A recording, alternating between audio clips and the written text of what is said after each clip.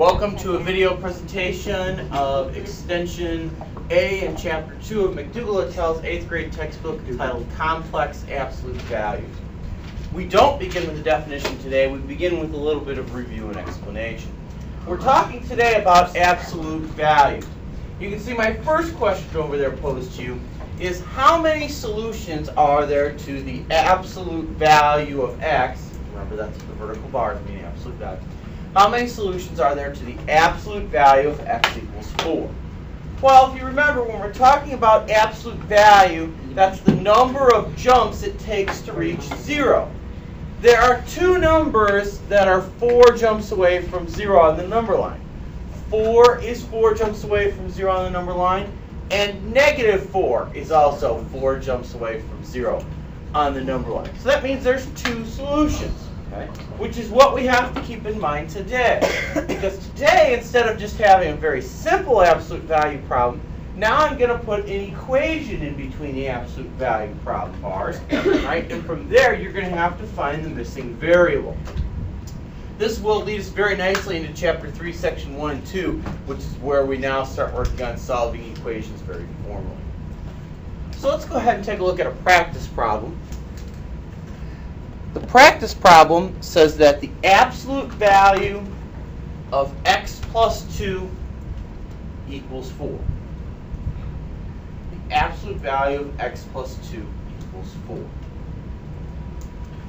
Now we know from what we just talked about, there has to be two solutions because there's two numbers that are 4 jumps away from 4. 4 is 4 jumps away from 4, and negative 4 is also 4 jumps away from 4. And that's where we start. In these problems, what you're going to do is you're going to take what's in between the absolute value bars, which is in this case x plus 2, and you're going to set it equal to the two possible solutions. Again, this will be the third time I've said it now. The two numbers that are 4 jumps away from 4. 4 and negative 4. So we've got to set each of these equal to 4 and negative 4. So over here I'm asking myself, what plus 2 makes 4?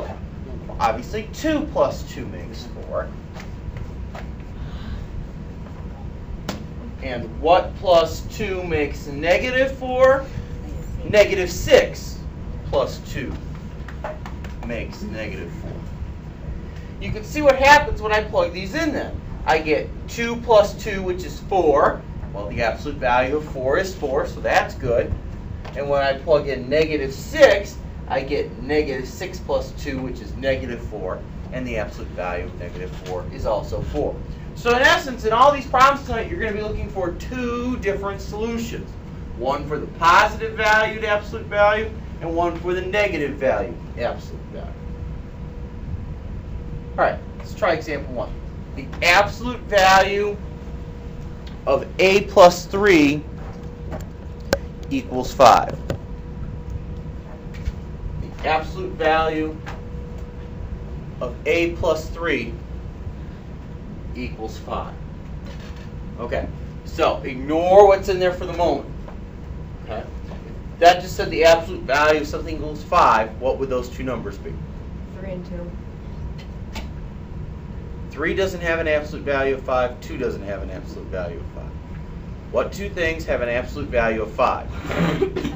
And 5 and negative 5. Right. So I'm going to take what's in here and set it equal to 5 and negative 5. All right. So what plus 3 makes 5? 2. What plus 3 makes negative 5? Negative 8. Negative 8. There's your two solutions. Let's try it again the next one. The absolute value of b minus 2 equals 7. The absolute value of b minus 2 equals 7. So again, ignore the insides there for a moment. What two things have an absolute value of 7? 7 and negative 7. 7 and negative 7. So I do b minus 2 equals 7. minus 2 equals negative 7. Right. So what minus 2 makes 7? 9, there's one solution. What minus 2 makes negative 7? It'd be negative 5, good. There's your two solutions. A multiplication problem. The absolute value of negative 3 times j equals 27. The absolute value of negative 3 times j equals 27. Okay, so what two things have an absolute value of 27? 27 and negative 27. Negative 3 times j equals 27.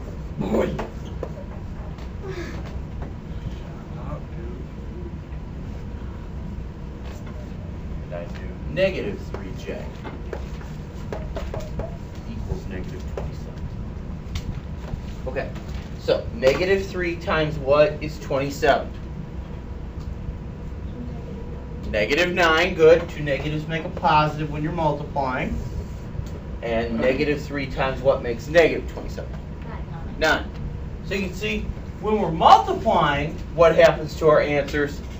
The numbers are the same, just different signs. Didn't happen in subtraction and adding, but it did in multiplying. All right, another subtraction problem. Notice what's different in this one. The variable has moved to the second position, which is why this problem is here. The absolute value of 4 minus f